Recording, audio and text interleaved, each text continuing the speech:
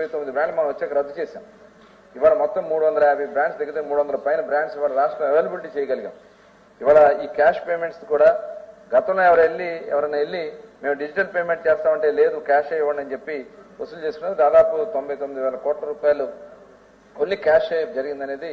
మరి దాని మీద కూడా ఇప్పుడు సిబిసిఐడి ఎంక్వైరీ కూడా జరుగుతుంది అధ్యక్ష. అదే కాకుండా మొన్న ఒక సిట్ కూడా ఏర్పాటు చేయడం జరిగింది అధ్యక్ష.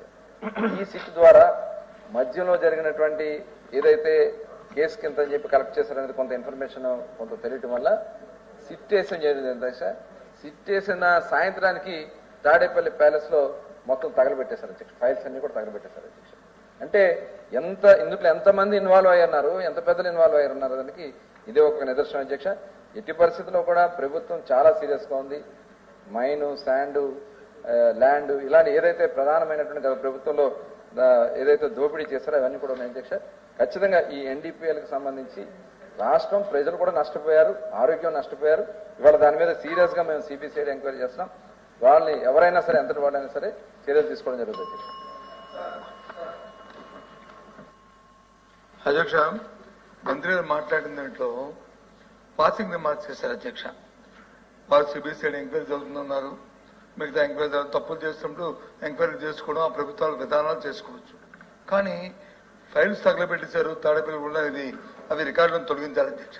పట్టుకోండి, అవి చూపెట్టి రుజువు పెట్టి చెప్పుకోండి, అప్పుడు చేయండి. కానీ ఇలాంటి సభల్లో గౌరవమైన మంత్రి గారు ఓ రెస్పాన్సిబుల్ వ్యక్తులు అలాంటి పాసింగ్ రిమార్క్స్ చేయడం అనేది చాలా దురదృష్టం అధ్యక్ష. దయచేసి దాన్ని తొలగించండి. రేపు రికార్డులో పెట్టుకోండి, ఎంక్వైరీ దాంట్లో పెట్టుకోండి. దాన్ని కూడా ఒక దీంట్లో ఫైండింగ్స్ లో పెట్టుకోండి. అది జరుగుతాయి. ఏది వాస్తవం వస్తే ప్రజలు చెప్తారు మీరు. అంతేగాని దీన్ని రికార్డులు ఉంచడం మాత్రం సమంజసం కాదనేది నా తాలూకా సబ్మిషన్ అధ్యక్ష. మీకు మంత్రి గారికి కూడా దయచేసి దాని మీద మీ రెస్పాన్స్ చెప్పుకోండి, తప్పు కాదు. కానీ ఇలాంటి స్పాన్సరింగ్ మార్చి చేయొద్దు అనేది నా రిక్వెస్ట్. మంత్రి ఇది వాస్తవం, తగలబడితే వాస్తవం. దానికోసమే మేము ఆ రోజున ఆ వీడియో ఫుటేజ్లు ఏదైతే ఉన్నాయో ఇవ్వమంటే ఇవాళ వరకు వాళ్ళు ఇవ్వలేదు అధ్యక్ష. ఇప్పుడు వాళ్ళ అక్కడ వీడియో ఫుటేజ్లు ఉన్నాయి, కెమెరాలు ఉన్నాయి, ఫుటేజ్లు ఎందుకు ఇవ్వలేదు అధ్యక్ష? ఇవాళ దాని మీద ఖచ్చితంగా ప్రభుత్వం నిర్ణయం తీసుకుంటుంది అధ్యక్ష. ఏది ఏమైనా ప్రభుత్వం ఇది కంటిన్యూ ప్రాసెస్. మీకు అధికారం ఉంది, మీరు ఎంక్వైరీ చేయొచ్చు, అధికారులు మీ మనుషులే చేయొచ్చు, వాస్తవాలు బయటపెట్టండి. అంతేగాని మీరు వచ్చి సీసీ ఫుటేజ్ ఇవ్వలేదు, ఇది ఇవ్వలేదు. ఏ సీసీ ఫుటేజ్ ఎవరింటి సీసీ ఫుటేజ్ ఎవరు ఇస్తారు అధ్యక్ష? ఎవరింట్లో మా ఇంట్లో జరుగుతున్న కార్యక్రమం సీసీ ఫుటేజ్ ఇమ్మంటే ఇస్తామా? అక్కడ ఏదైనా జరిగితే ఆ జరిగిన దాన్ని నిరూపిస్తే అప్పుడు అడిగితే అప్పుడు ఇస్తారు తప్పకుండా అధ్యక్ష. ఆలోచన చేయండి. అంటే ఏమిటిది మాట్లాడింది? దయచేసి అది కాదు. దయచేసి నా తాలూకా చెప్తే మీ రికార్డులో మొత్తం దాన్ని మాత్రం తొలగించాలని మా తాలూకా మా పార్టీ తరఫున మేము కోరుతున్నాం. బాధ్యతాయుతంగా మాట్లాడవలసినటువంటి అవసరం ఉంటుంది. బాధ్యత రహితంగా ఎవరూ కూడా మాట్లాడకూడదు అధ్యక్ష. ఈ రాష్ట్రంలో కానీ దేశంలో కానీ ఎక్కడైనా సరే ఒక ఇన్సిడెంట్ జరిగితే, దొంగతనం జరిగినా, ఫైర్ యాక్సిడెంట్ జరిగినా, లేకపోతే ఒకరికొకరు పొడుచుకొని మర్డర్ చేసినా సరే ఫస్ట్ హ్యాండ్ ఇన్ఫర్మేషన్ ఏంటంటే అక్కడ ఉన్నటువంటి పబ్లిక్ సమాచారం ఇస్తారు. ఒకవేళ లేకపోతే సీసీ కెమెరాలు ప్రభుత్వం పెడితే ప్రభుత్వం సీసీ కెమెరాలను తీసుకుంటారు. ఒకవేళ ప్రభుత్వం దగ్గర అది లేకపోతే అక్కడ ఉన్నటువంటి షాపింగ్ కాంప్లెక్స్ అయితే షాపింగ్ కాంప్లెక్స్, రెసిడెన్షియల్ కాంప్లెక్స్ అయితే రెసిడెన్షియల్ కాంప్లెక్స్, ఒకవేళ సొంత హౌస్ ఉంటే ఇప్పుడు సీసీ కెమెరాలు లేనటువంటి హౌసులు లేవు, షాపింగ్ కాంప్లెక్స్లు లేవు, అన్ని దగ్గరలో సీసీ కెమెరాలు పెట్టారు అధ్యక్ష. ఆ రోజు ఫైళ్లు తగలబడ్డాయి. వెంటనే ప్రభుత్వం అప్రమత్తమై అక్కడికి వెళ్లి ప్రభుత్వ సీసీ కెమెరాలు ఏవి ఉన్నాయో చూసి మొత్తం వెరిఫై చేశారు. అక్కడ ఉన్నటువంటి సీసీ కెమెరాల్లో కొంత సమాచారమే వచ్చింది. ఆ సీసీ కెమెరాల్లో అక్కడ ఎవరైతే హౌస్ ఉందో హౌస్ నుంచి బయటకు వచ్చి ఇది జరిగినట్టుగా కొంత ఆధారం కనిపించింది. అలాగని చెప్పి మేము విమర్శ చేయలేదు. మా ఆఫీసర్స్ ఒక లేఖ రాసి మా దగ్గర కొంతే సమాచారం ఉంది, మీ దగ్గర కూడా సీసీ కెమెరాలు ఉన్నాయి, మీ దగ్గర ఇన్ఫర్మేషన్ మాకు ఇవ్వండి అని 3-4 సార్లు అడిగితే బాధ్యత కలిగినటువంటి వ్యక్తులైతే, కనీసం ఇన్సిడెంట్ జరిగినప్పుడు అక్కడ ఏం జరిగిందో బయటికి చెప్పాలని ఆలోచన ఉన్నటువంటి వ్యక్తులైతే, ఇగో మా దగ్గర కూడా ఈ సమాచారం ఉంది, దీన్ని కూడా మీరు తీసుకొని 2 క్లబ్స్ చేసి ఎవడు తప్పు చేశాడో వాడిని శిక్షించండి అని చెప్పాలి అధ్యక్ష. కానీ బాధ్యత రాహిత్యంగా ఇవ్వకుండా మళ్ళీ ఎదురుదాడు అధ్యక్ష. మా నాయకుడిని హతమార్చేయాలని, మా నాయకుడిని దాడి చేయాలని చాలా మంది ప్రయత్నం చేస్తున్నారని చెప్పి మళ్ళీ తిరిగి పోలీస్ స్టేషన్లో కంప్లైంట్ ఇచ్చిన పరిస్థితి అయితే ఏమనాలి? అందుకే మేము స్పష్టంగా ఆరోపణ చేశాం. ఆ రోజు ఏవైతే లెక్కరకు సంబంధించినటువంటి ఫైల్స్ అన్ని కూడా అక్కడ తీసుకొచ్చి తగలబెట్టారని చేశాం. మీ దగ్గర సీసీ కెమెరా ఉంది కదా, మీ దగ్గర ఇన్ఫర్మేషన్ ఉంది కదా, మీ ఇంట్లో నుంచే వచ్చినట్టుగా, మీ ఇల్లు అంటే మీ ఇల్లు కాదు, అక్కడ సంఘటన జరిగిన దగ్గర ఏ హౌస్ అయితే ఉందో ఆ హౌస్ నుంచి బయటకు వచ్చినట్టుగా ఆధారాలు ఉన్నాయి కదా. మీరు అది బయట పెట్టి నిరూపించవలసింది పోయి మళ్ళీ ఎదురుదాడు అధ్యక్ష. సమాజం గుడ్డిది కాదు, ప్రజలు గుడ్డి వాళ్ళు కాదు. నేను చెప్పిన దాంట్లో అవాస్తవం చెప్పండి. ఒక షాపింగ్ కాంప్లెక్స్ దగ్గర యాక్సిడెంట్ అయితే ఫైర్ది, ఆ షాపింగ్ కాంప్లెక్స్ లోకి వెళ్ళి సీసీ ఫుటేజ్ తీసుకుంటలేదు అధ్యక్ష, చెప్పండి. ఇది ఎక్కడైనా దేశంలో అన్ని దగ్గర జరుగుతుంది, ప్రపంచంలో జరుగుతుంది. ఇప్పుడు ప్రభుత్వాలు ఏం చేశాయి? ప్రైవేట్ అయినా సొంతమైనా గవర్నమెంట్దైనా కంపల్సరీగా సీసీ కెమెరాలు పెట్టాలని ఒక నిర్ణయం తీసుకొని సీసీ కెమెరాలు పెట్టిస్తుంటే ఇది రూలుకు వ్యతిరేకం, సభలో తప్పు మాట్లాడుతుంది. ఐఎమ్ స్టాండ్ అయ్యాం.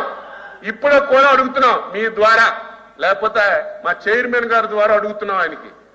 ఆ రోజు జరిగిన సంఘటన డేట్ తో సహా మా గుంటూరు ఎస్పీ గారు 4 సార్లు లేఖలు రాశారు. మీ దగ్గర సమాచారం ఉంది, ఆ రోజు ఏం జరిగిందో సీసీ ఫుటేజ్ ఇవ్వండి అని చెప్తే ఇవ్వకుండా ఏదో ఇక్కడ వచ్చింది అపోజిషన్ లీడర్ అని మీరు ప్రతిసారి మైకేస్తుంటే ఆయన తెలివిగా మీ చేసుకోండి, గవర్నమెంట్ ఉంది, మీ దగ్గర గవర్నమెంట్ ఎంక్వైరీ చేసుకుని తెలివిగా మాట్లాడు. ఎంక్వైరీ చేశాం, వివరాలు అడిగాం, అడిగితే ఇవ్వకుండా తప్పించుకొని ఈ రకంగా ఎదురు దాడి చేయడం అనేది మంచిది కాదు. ఎవరం మాట్లాడినా బాధ్యతాయుతంగా మాట్లాడాలి, బాధ్యతాయుతంగా వ్యవహరించాలి. వ్యవహరించకుండా ఇష్టానుసారంగా మాట్లాడడం మంచి విధానం కాదు. బాధ్యతగా మాట్లాడుతున్నాం. అపోజిషన్ లీడర్ అని 10 సార్లు ఇవ్వడం కాదు, ఇది నా ప్రివిలేజ్. ఇది ఎవరో దయాదాక్షిణ్యం వచ్చిన ఇది కాదు, ఇది మా ప్రివిలేజ్. ఇది చట్టం నాకు ఇచ్చిన అవకాశం. దయచేసి మా మంత్రి గారు అది దృష్టిలో పెట్టుకుని మాట్లాడాలి. 10 సార్లు ఇస్తున్నాం కదా అని ఏదో మీ దయాదాక్షిణ్యం నేను ఇక్కడ మాట్లాడట్లేదు. దయచేసి నేను అడుగుతున్నా ఒకటే అధ్యక్ష, సంబంధించి ఏదైతే వారు వచ్చి ఎంక్వైరీ చేశాను అన్నారు, ఫైన్, ప్రభుత్వం ఎంక్వైరీ చేసుకుంది, దాని మీద వచ్చి ఒక సిట్ కూడా వేసింది. ఆ సిట్ కూడా అందరినీ పిలుస్తుంది, అందరి దాకా స్టేట్మెంట్ కట్టించుకోనియండి. కానీ ఏదైతే మీరు అడుగుతుందో ఆ ఇంట్లో చెత్త కాల్చుకున్న ఆ సిసి ఫుటేజ్ ఏమని ఆయన ఇవ్వలేదని దానికి అర్థం ఏంటి? ఎంక్వైరీ అవుతుంది కదా, దాన్ని సభలో వచ్చి ఆ తాడేపల్లి ప్యాలెస్ అనే ఆ వరల్డ్ అని అది కరెక్ట్ కాదు కదా. అది ప్యాలెస్ అందరికీ ఉన్నాయి, తాడేపల్లి ప్యాలెస్ ఉన్నాయి, లేకపోతే హైదరాబాద్ లో వచ్చి ప్యాలెస్ ఉన్నాయి, లేకపోతే మా విజయనగర్ లో మాకు ప్యాలెస్ ఉంది, మీకు మీ ఊర్లో మీకు ప్యాలెస్ ఉంది, అందరికీ ప్యాలెస్ ఉన్నాయి. అది కాదు కదా. అది మనం మాట్లాడుకున్నప్పుడు ఒకసారి పద్ధతిలో మాట్లాడుకోవాలి. చట్టం దాన్ని చేసుకెళ్ళిపోద్ది. చట్టాన్ని ఎవరు వ్యతిరేకించలేము. దయచేసి నేను ఆ విషయం గురించి మాట్లాడిన తప్ప 10 సార్లు అవకాశం వచ్చింది లేచిపోయి 10 సార్లు పోయితేది నేను దాని గురించి మాట్లాడలేదు అధ్యక్ష. దయచేసి మంత్రి గారు మళ్ళీ దీన్ని పొడిగించొద్దు. నేను నా రిక్వెస్ట్ వచ్చి నేనే మాట్లాడింది, మరి మీరేంటి మాట కదా, మీరు మాట్లాడిందే కదా, నేనేమే మిమ్మల్ని కించపరిచానా? మాట్లాడారు మీరు నన్ను కించపరిచి నేనేమి ఎవరిని కించపరిచి మాట్లాడలేదు. నేను ఎవరిని కూడా వ్యక్తిగతంగా కించపరిచి మాట్లాడలేదు. ఏ వ్యక్తిత్వాలకు చులకం చేసి మాట్లాడలేదు, ఏ వ్యక్తుల్ని చులకం చేసి మాట్లాడలేదు సభలో.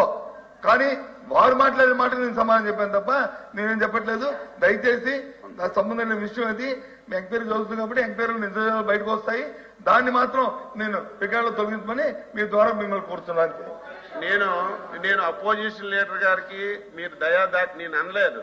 మీకు ఆ హక్కు ఉంది, మీకు ఇస్తున్నారు. ఇచ్చేటప్పుడు కరెక్ట్ గా మాట్లాడాలని సూచన చేశాను అధ్యక్ష. ఇప్పుడు కూడా ఒక బాధ్యతాయుతమైనటువంటి వ్యక్తి అయితే ఒక సంఘటన జరిగిందా లేదా అక్కడ మీరు పోలీస్ స్టేషన్కి వెళ్ళి మా లీడర్ తాలూకా ఇంటి ముందు ఫైర్ అయింది, మా లీడర్ కి చాలా ప్రమాదం ఉంది, రక్షణ కల్పించండి అని మీరు కంప్లైంట్ ఇచ్చారా లేదు చెప్పండి.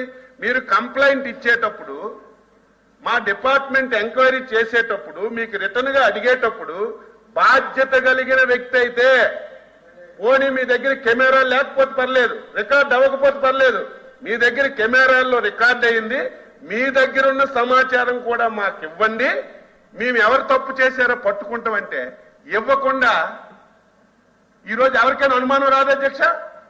అనుమానం రాదా? మీరు తప్పు చేయకపోతే ఇవ్వాలి.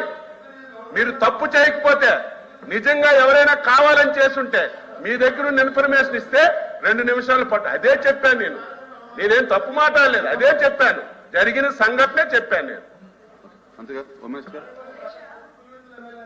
విచారణలో భాగంగా ఎక్కడైనా ఇన్సిడెంట్ జరిగింది అనుకునేటప్పుడు పోలీస్ వారు విచారణ చేసేటప్పుడు విచారణలో భాగంగా చుట్టుపక్కల ఏదైనా సీసీ కెమెరాస్ ఉంటే ఆ ఫుటేజెస్ కంపల్సరీగా డిపార్ట్మెంట్ వాళ్ళకి ఇచ్చి ఆ ఎంక్వైరీకి సహకరించాలి అధ్యక్ష. ఇది రూల్ అధ్యక్ష.